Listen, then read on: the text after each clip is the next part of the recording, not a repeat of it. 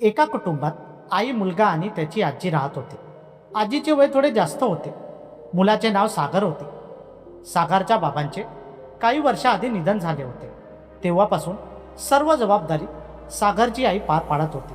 तसेच सागरला कुठल्या गोष्टीची कमी पडली नाही पाहिजे असे तिला नेहमी वाटत होते. सागरची आई जास्त शिकली नव्हती, पण तिने आपल्या मुलाला चांगले शिक्षण दिले होते. जेव्हा सागरचे बाबा होते तेव्हा घरची परिस्थिती चांगली होती, पण बाबा गेल्यानंतर घरची परिस्थिती खालावू लागली. तरी सुद्धा सागरची आई हिंमत न हारता संकटाला मात दिली आणि मुलाला चांगले शिक्षण दिले. पण आता सागर मोठा झाला होता आणि तो सुद्धा नोकरीच्या शोधात होता. मुलगा बरोबरीचा झाल्यामुळे सागरच्या आईला चांगले वाटत होते, कारण आता दुःखाचे दिवस निघतील आणि सुखाचे दिवस येणार असे त्यांना वाटायचे. तसेच सागरच्या घरी वातावरण फार चांगले होते आणि सर्व मिळून राहायचे. सागर आता एका नोकरीला लागला होता. नोकरीवर लागल्यामुळे घरचे सर्व खुश होते, कारण सागरच्या घरची परिस्थिती हवी तशी चांगली नव्हती. आता सागर काम करून काही महिने झाले होते.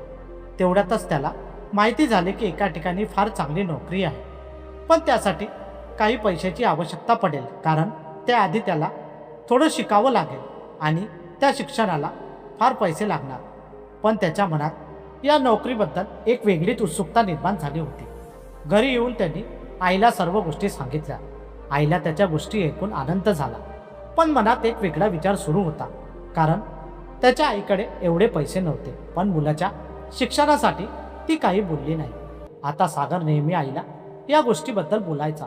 म्हणून एक दिवस सागरच्या आईने विचार केला की आपल्याकडे जेवढी संपत्ती आहे ती सर्व विकून मुलाला शिक्षणाला तो पैसा लावायचा, कारण आता सागर त्याच्या आईचा एकुलता एक मुलगा होता. काही महिन्यानंतर सागरच्या आईने जे काही पैसे जमा केले होते आणि दागिने होते ते सर्व विकून सागरला पैसे दिले.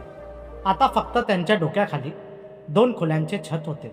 सागरला पैसे मिळाल्यानंतर त्याला फार आनंद झाला आणि तो ते पैसे घेऊन बाहेर शिकायला गेला. आता सागर बाहेर राहायचा आणि त्याची आई आणि आजी घरी राहत होते. सागर नेहमी आईला फोन करायचा. तेवढ्यातच त्याला एक मुलगी आवडू लागली. हळूहळू त्यांचे एकमेकांसोबत बोलणे होऊ लागले. अगोदर मैत्री झाली आणि त्यानंतर मैत्रीचे रूपांतर प्रेमात झाले. तसेच आता त्यांचे नेहमी बोलणे होऊ लागले. एकमेकांसोबत बराच वेळ फोनवर बोलायचे आणि एकमेकांसोबत वेळ घालवू लागले. त्यामुळे त्यांचे मन अजूनच जुळू लागले आणि असेच काही महिने निघून गेले. आता सागरला जाऊन 1 वर्षाच्या वर झाले होते. हळूहळू काही दिवस अजून निघून गेले, पण आता सागर आणि त्याला आवडणारी मुलगी यांनी लग्नाचा विचार केला होता. सागरने एक दिवस येऊन आपल्या आईला या सर्व गोष्टी सांगितल्या. आता मुलाच्या इच्छेसमोर त्याची आई जास्त काही बोलू शकली नाही आणि त्यानंतर त्यांचे लग्न फार चांगल्या पद्धतीने पार पडले. आता सागरची बायको म्हणाली की आपण आता इथेच राहायचे, कारण इथे आपली नोकरी पण आहे. लग्नानंतर सागर काही दिवस घरी राहिला होता. त्यानंतर तो परत त्याच शहरात आला.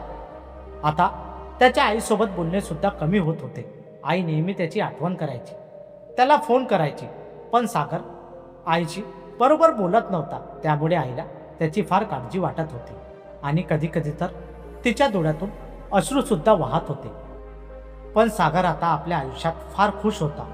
तो आणि त्याची बायको फार आनंदात राहू लागले.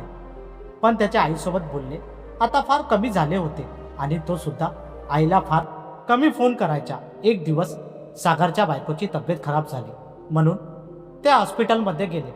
डॉक्टरांनी सागरच्या बायकोला ॲडमिट करायला सांगितले. आता सागर हॉस्पिटलमध्ये आपल्या बायकोजवळ राहत होता. त्याच्या शेजारी एक जवळपास 15-16 वर्षाचा मुलगा ॲडमिट होता आणि त्याची आई त्याच्यासोबत होती. सागर त्या दोघांकडे बघत होता. त्या मुलाची आई आपल्या मुलाच्या फार चांगल्या प्रकारे सांभाळ करत होती. त्याला जेवण खाऊ घालत होती, तसेच त्याच्या अनेक गोष्टीकडे लक्ष देत होते. या सर्व गोष्टी बघून सागरला आपल्या आईची आठवण आली आणि त्याच्या मनात अनेक प्रश्न फिरू लागले. घडलेल्या सर्व गोष्टी त्याला आठवू लागल्या.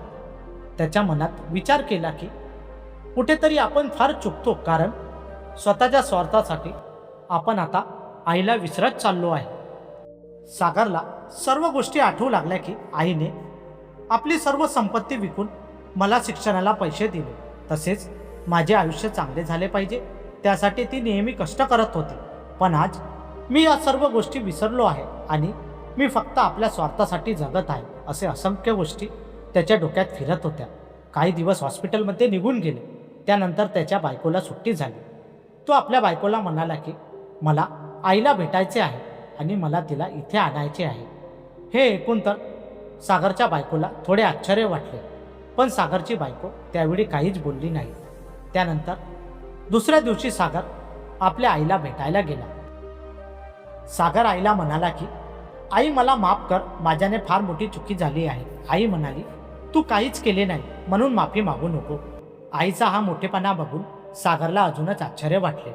पण तो आईला म्हणाला की मी तुला आणि आजीला घ्यायला आलो आहे आणि आता तू आमच्या सोबत राहा. हे ऐकून तर त्या दोघांच्या चेहऱ्यावरची खुशी पाहण्यासारखी होती.